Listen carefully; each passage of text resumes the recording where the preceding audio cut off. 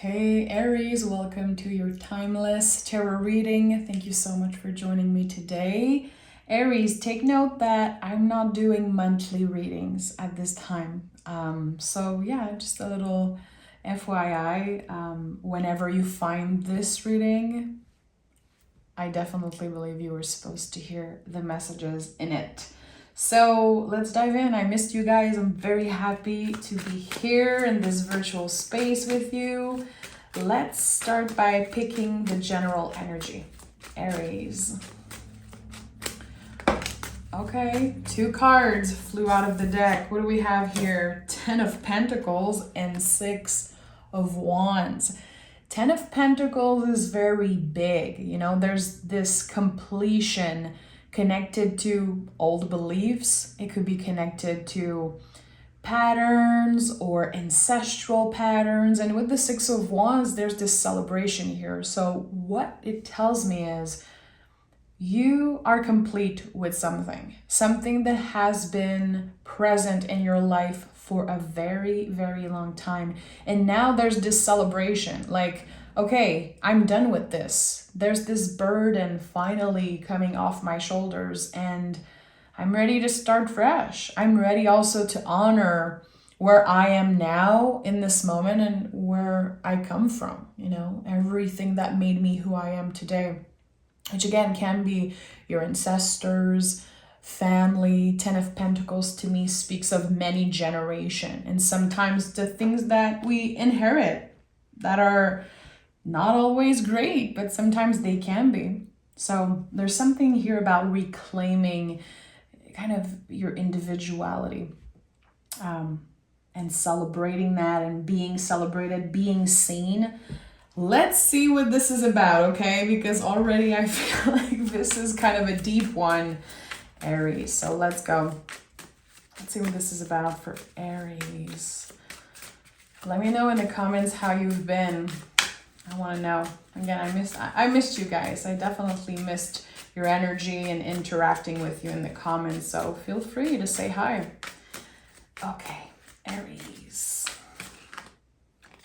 The Death card kind of flipped around here. So yeah, there's an ending, but overall, it's really about a beginning. There's something here that wants to be welcome in your life, like a new energy. And we have the 5 of Cups also that came through. Very interesting, because the Empress is very connected to receiving. We know what we deserve. We are comfortable with who we are. But with the 5 of Cups, I feel like it could be a little bit uncomfortable to get to that place of receiving. It can be a little bit weird and uncertain. You know, the 5 of Cups is very connected to grief, the feeling of grief, and not just from losing someone, but from just endings. And the 10 of Pentacles is right here. So there's something that you're letting go of, and there's so much feelings, energy coming up to the surface, and it might be hard to sit with all the feelings. It might be very uncomfortable. You know, tarot reflects real life. I'm not here to sugarcoat or tell you that, okay, Empress is here, 6 of Wands is here, everything's gonna be perfect and chill. It's not how it works. 5 of Cups comes up a lot in big moments, big times, eras, even the best ones. That's the thing. We forget sometimes as human that we grieve the good stuff also. So right now, something is calling you to really look at the progress, the work, the growth that you've experienced, instead of focusing on what is ending, what energy you're saying goodbye to. There's something that is calling you back to look at, hey, those 2 cups that are still standing, you're still standing, you're still here. Again, with the 6 of Wands, there's something that wants to be honored and celebrated, but there's uncomfortable feelings around that. I don't know exactly what it means. King of Pentacles. Oh, okay. King of Pentacles and Empress separated by the Five of Cups here. So is there a relationship maybe that ended or feels uncertain? Is there some type of grief connected to a connection? It doesn't have to be about love, but it could be saying goodbye to this coworker that you really liked, or knowing in your heart that a relationship will not go to the next level. I feel like this is something that you know about. It's not something that's going to be revealed to you. It's something that is very present in your energy. It feels like there's a very long timeline here between you and this person. A lot happened. There was a lot of uncertainty, maybe a lot of ups and downs. And now it's like, okay, how can I be grateful for what I have and not obsess over what I don't have in this moment? But it's hard. It's really hard to do that. This is what I'm sensing. It's like a part of you is like, I want to be grateful that I'm here. I'm still breathing. I have a roof over my head, or, there's abundance in whatever form, but there's something that's missing. This is what I'm trying to get to. There's this very big feeling of, I don't have this person I love, or I don't have this thing that I want so much. It's over and I have to accept it. Or I feel like it's over. There's a lot here. There's a lot coming through.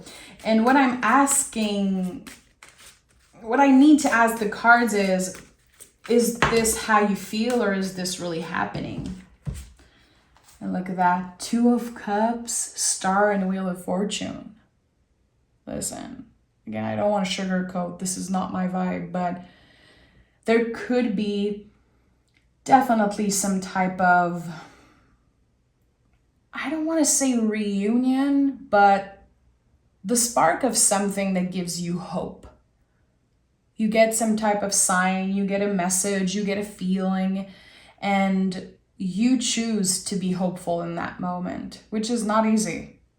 It's a lot easier to kick and scream and be pissed and ignore a situation and hold a grudge. I feel like here you either choose to bring love into that situation, or just, again, be hopeful. So I like that. This is like a very powerful trio of card. Two of Cups is always about self-love first. I'm always going to be very, very kind of strict about that in my practice of tarot. This is always about self-love first. But what happened when we are able to truly love ourselves? There's this gentle touch here. Like, okay, I think I'm ready. I think I'm ready to go deeper. I think I'm ready to get vulnerable with you, to share more. And the thing that happens is that it creates magic. It creates healing. It liberates you from old beliefs, and the wheel is turning. So now that I'm seeing all of those cards, and after letting the messages come through, I feel like, Aries, you choosing to be vulnerable, you choosing to let someone see you in a relationship is just going to change this whole game. It's just going to change so much. What you're letting go of, it seems like it's about old beliefs. It's like blockages that maybe your ego or your confidence kind of, block you from opening up. Here you're choosing to say, yeah, I want to be seen by this person. I want to be loved. I want to be celebrated. I think personally it takes a lot of courage to do that. But this is where you're at. The Star is at the heart of this reading, the deepest healing energy in the tarot. There's a naked person on this card because we see beyond the material. It's like, this is me. Look at me. I want you to know the real me. So yeah, I don't know if it's a friendship, a romance, but it's big. And there was a lot of releasing that needed to happen on both sides, it seems like. Yeah. And this is not a love reading, but this is about the possibilities of what happened when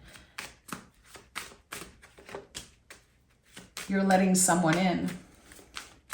You're choosing to embody the Empress and receive. Again, as I said, Empress is about receiving. It's knowing we deserve love. It's knowing our value and, you know, what we have to offer. Wanting that reciprocity. This card is ruled by Venus. So the sign of Taurus and Libra. We have the stability of Taurus, and we also have the balance of Libra. You know, like the beautiful mind, body, soul connection here. I like that. I feel like this is such a powerful energy. Queen of Cups, Five of Wands came in the reverse, and the Two of Swords. Okay. There's still uncertainty, and that's the thing. I don't know what exactly this is about. Again, it could be a relationship. It could be something that's very cyclical. The moon is very like present here. So there's still uncertainty. Again, you're not going to wake up one day and be like, I want to receive love. Everything's perfect. No, there's still doubt. There's still waiting. The Five of Wands in the reverse, though, kind of confirms that you want this. Your heart is in the right place. I just feel like your mind sometimes might be getting in the way. Again, what I said earlier makes total sense now. Are you thinking about something? Are your thoughts getting in the way? Or actually, are you feeling a certain way? There has been a little bit of confusion in your energy, Aries, when it comes to, okay, I think this, but I don't necessarily feel that way. It's like now you're letting yourself feel all the things without shame. And it's a work in progress. It's not going to happen overnight. Again, it's very cyclical. The moon is right here on the Two of Swords. Queen of Cups is very connected to the moon. So to me, it's always changing constantly. Your mood, your energy level, your confidence. I think that you're learning to show yourself a little bit of grace and a little bit of love, you know, when your mood is like constantly changing. There's something here about that. Undecisiveness has been very present or is present right now. I want to choose what's best. I don't want to get hurt. I don't know. I want this, but I feel this. It's like this kind of inner tug of war happening. And what I like here is that you're going to surrender. And that's a big theme. That's like an energy I've been sensing for the past couple days, doing personal readings and just reading cards for myself and other people. There's this message right now of surrendering. And I'm recording this, we are still in Cancer season. But we're very close from the switch to Cancer season to Leo season, from water to fire energy. We're going to have to surrender. Things are going to happen. There's going to be a lot of movement, a lot of growth. Energies are going to be very intense. So right now we are asked to let go. To let go. It's not worth it to isolate yourself because of what you're feeling. It's not worth it to block things because you're scared. And I know it's easier said than done, but there's someone who needed to hear that. Have you been blocking yourself from being seen, being loved because of fear, shame, confidence? This is a big theme here, and you're releasing a lot of that. It's like you're saying, okay, I might not feel my best right now. I'm going to fake it till I make it. I don't want to stay in that energy. I want what's best for me. I want more. I deserve more. I'm worth more.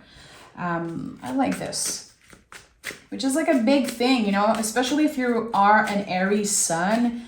Taking up space is like one of the big lessons and big themes of your life. Taking up space. This is what Aries, to me personally, like really teaches this energy. Take up space. You are the baby of the zodiac. You are here to help us remember that we're allowed to be pissed, to be happy, to kick, to scream, to take up space, to let our feelings take up space. And I feel like you really embody that and teach that to other people. But sometimes you might forget that you are also allowed to take up space, that you're allowed to be up and down and moody and undecisive. Like, that's okay. It's okay. 5 of Wands is at the bottom of the deck again, so it makes sense.